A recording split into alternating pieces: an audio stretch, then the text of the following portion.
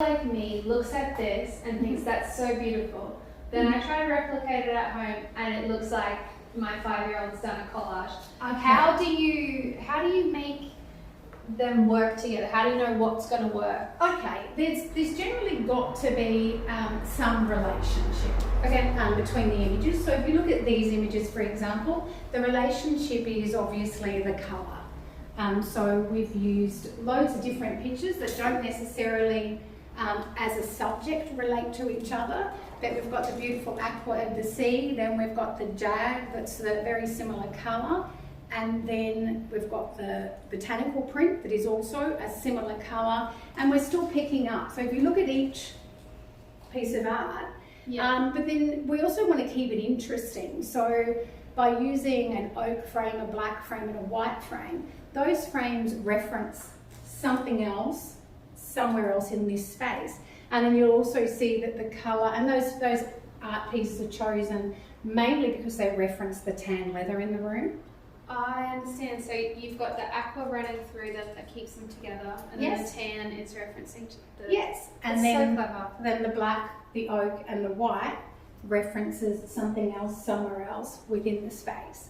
So it's also, again, that's what it comes back to, creating that cohesiveness by thinking of your space holistically before you start buying anything, so that you have a plan. So you're like, this is my colour palette, this is the look that I'm going for, and then come up with a plan how you're going to create that look holistically and then go through each space. And that was it was such a great tip that you said before, especially for first home buyers. If you come up with exactly how you want it to look, then start with the pieces you can afford, but then as you say, then as time goes on, get the right pieces, rather than, you know, head to Kmart with the budget and try to make it work. Absolutely. Long term was such a good tip. Yeah, and always, you know, in those big pieces, you know, they're the important pieces. And what you'll also notice, generally, when I do an interior generally, those pieces, like the sling chairs, the soft grey in the sofa,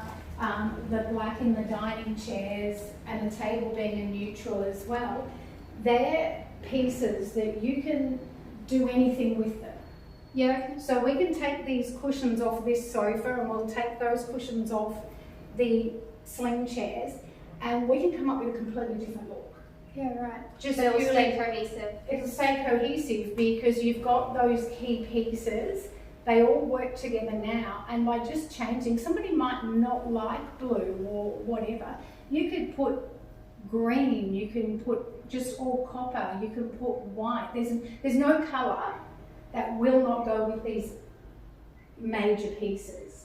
And so that's, you know, my biggest tip for when people choose to buy their bigger items, you know, sofas, occasional chairs, which can be expensive, tables. Go with something that you can change the look constantly. Like a lot of people like to change their look seasonally. You know, like, so they'll have, you know, maybe fluffier, heavier cushions for winter, and then in summer swap those out for some really nice soft textured linens and things like that. So yeah, that's my big tip for people. Be really, really careful when you buy your big pieces, make them neutral, and buy the best you can possibly afford. She's a genius.